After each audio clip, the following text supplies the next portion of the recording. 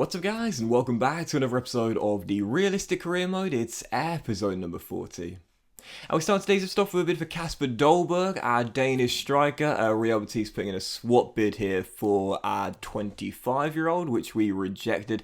I often find that swap deals, as a bid here also comes in for Atletico Madrid, 38.9 mil plus Kieran Trippier for our central midfielder, who of course we're going to be retraining this season to play as a centre-half. Yeah, I often find that swap deals in this year's FIFA, like I'm glad to see AI clubs, offering them, but it's very rare they'll give you a player that you truly want, So at times it's like, yeah, I'd rather just have the cash, to be honest. You can keep the player, just give us a little bit more money. Anyway, first game of 4 in today's episode, and it was the one I was waiting for, and I didn't have to wait too long for it as well. Yes, our return to Turf Moor. First away day of this season on the back of the opening day defeat to Liverpool at home at the Emirates Stadium. Burnley away at Turf Moor, the side we spent 3 years with, and led them to 2 FA Cup finals, 1 FA Cup win, and also back-to-back seasons in the Europa League as well. Taking on at Turf Moor, searching for our first points as Arsenal manager. Really excited for the game. And also feeling pretty nervous as well, because back-to-back defeats to start the campaign off, losing at home to Liverpool, a division rival, but also Burnley, a side we spent 3 years with. That is not what I was looking for. So from the very first whistle, I was in attack mode, looking for early goals as I like to do. Mikel Marina hit the post early from free kicks and still 0-0, but 31 minutes into the game, I'll tell you what, there were some alarm bells ringing, I'll tell you this much. Josh Brownhill swept it across the face of the goal to Tyrese Campbell, one of our top scorers last season, and the former Stoke striker makes it 1-0 Burnley. You know the fans are absolutely loving it, as were our former colleagues at Turf Moor. But right before the break, Lord knows I needed this. 30 seconds or 40 seconds of normal time to play in the first half. Didn't want to go down that tunnel to that raucous atmosphere at Turf Moor, getting pelted with drinks and whatever else. But thankfully Suarez put us back on level terms, made it 1-1 and gave us the leveller. So 1-1 right before the break, his second goal in soon with 90 minutes to go in the game. Still tied at 1-1. Really uneventful second half. The game sort of fizzled out and got lost in the middle of the park, if you know what I mean. 19 minutes to go. Kulusevski, the Swede, the former Juve winger, steps in from the right and bends it past Nick Pope and into the far corner. I mentioned Nelson on the left, Kulusevski on the right as inside forwards. I can see them scoring a lot of goals this season as we flip the switch and go from a goal down to 2-1 up at Turf Moor, leading a Premier League game for the first time as Arsenal manager. And just a few minutes later, 11 minutes to go before the end of the game, Josh De Silva back at the Emirates Stadium, back in an Arsenal shirt, returning back to Turf Moor, won the assist title last year with Burnley. But this is all about Josh De Silva's finishing ability. What a great little through ball into our new midfielder, and he chips it over Nick Pope into the far corner to give us a 2-goal cushion and a 3-1 lead. Burnley 1, Arsenal 3, and with 4 minutes to go, damn. Totally fluffed my lines. Reiss Nelson looking for his first goal back in an Arsenal shirt, goes through 1-on-1. Yeah, totally fluffed my lines there. Blazed it way over the bar for a 3-point conversion. But it didn't matter to me though. My first win as Arsenal manager. How fitting it is. It comes against our former team Burnley. 3-1 at Turf Moor. And we are off the mark with the Gunners. So delighted with that. Delighted with the turnaround as well. We were trailing by a goal. Tyrese Campbell made it 1-0. He wasn't really playing that well. Once they got the goal, I kind of just woke up straight after that.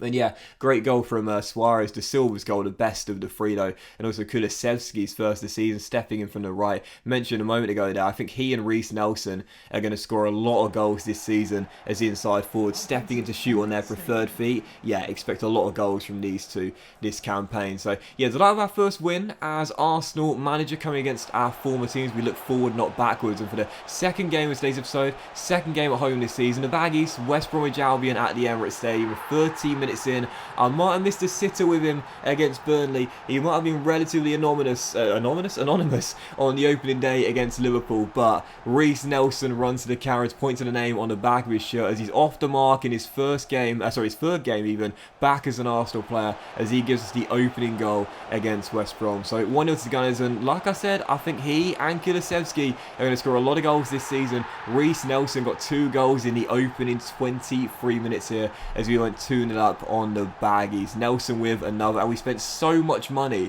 to bring him back to the Emirates Stadium. 95 million to bring Reiss Nelson back to the Emirates, but he's developed his game so much at Turf Moor. 87 overall now. I think you'd probably say he's one of the star English players in the game at 87 overall. But what comes with that hefty price tag is a lot of expectation. So on the back of the first two games where he wasn't the best, so much better here against West Brom. Scored the first two, kind of caused the third, if you will, after we saw the goalkeeper save his shot, but Suarez turning the rebound as we went 3 goals up. And in stoppage time in the first half, chance to make it 4. Nelson down the left finds Josh Da Silva, looking for his second goal in 2. Almost had it as well, just wide the post, but did not matter. 3 in the final score, all 3 goals coming in the first half. My first win at home at the Emirates Stadium this season, and back-to-back wins, and our first clean sheet as well. Yeah, there's a lot of pressure on Reiss Nelson, man. I'm not going to lie, £95 million to bring him back to the Emirates. We could have signed a winger that's probably just as good for around maybe 65, 70 million pounds, about that. We could have saved quite a bit of money and looked elsewhere. But the reason I wanted Reiss Nelson is because at the moment in the series, he's been the star. He's been the main guy. And bringing him back to the Emirates Stadium, you know, homegrown, coming out of the academy, that's going to be important when we eventually are back in European football. I trust Nelson can come good and handle the pressure and handle the price tag as well. Certainly did in that game. 3-0 the final score.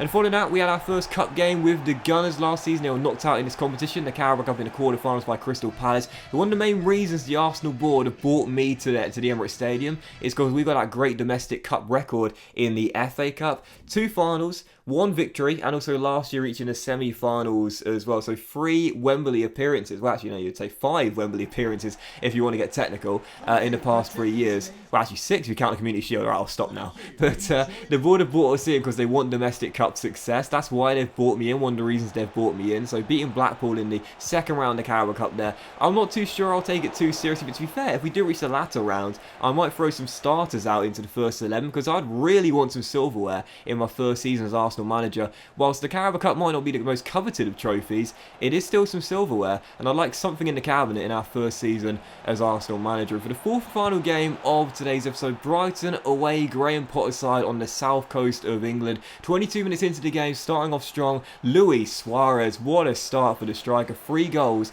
in his first 4 games as he gives us the opener and makes it 1-0, and then right before the hour mark, a chance to double it and make it 2. We've been playing some pretty neat and tidy football to start the season off, and this guy is looking like an absolutely brilliant signing for £37 million. Returning to the Emirates Stadium after the 2.5 years he spent with Burnley, Josh Da Silva's second goal in 3 games makes it 2-0.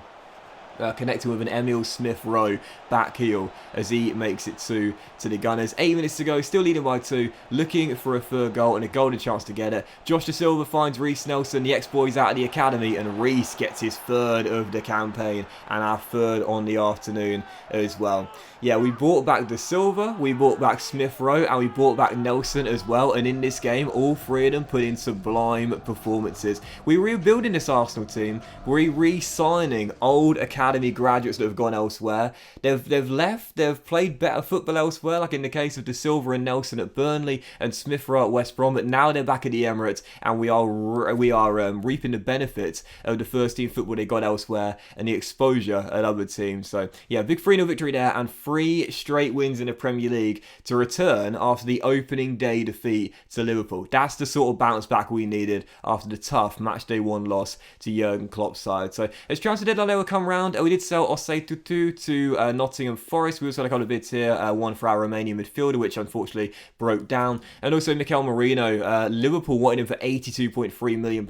Massive bid for the 27-year-old, but he just signed a contract extension a few weeks ago, so I thought it'd be kind of unrealistic to sell him, especially to a division rival as well. So we turned that bid down there, and Merino stays for us at least for another season. And there was also a bid for Maitland-Niles as well from the Toffees, which we rejected, and another bid for our Romanian midfielder from Macau. But once again, you'll see this deal also fell through. And that would do it for transfer deadline day. Very quiet transfer deadline day in the end. We spent just under £210 million on just 4 new players. 3 of them coming back to the Emirates as ex-academy graduates, and also Ben Godfrey coming in from Everton as well.